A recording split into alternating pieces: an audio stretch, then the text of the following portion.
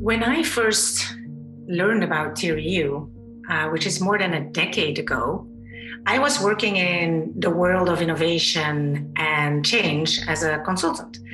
And somehow in the change processes or the innovation processes I was involved in, they were marvelous processes, but the change didn't last. It didn't last in time, or it didn't withstand the next disruption. So I went on a quest to learn about how do you bring change and innovation that lasts, because the solutions that you come up with are actually really related to the root causes of what is going on, what is really going on.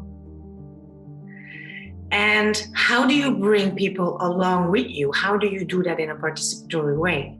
And so that's how I came across TRU. And what touched me the most at that point is that it provided me with language and practices and methodologies that actually you could bring in any environment, whether it was a corporate environment or a more grassroots environment or communities.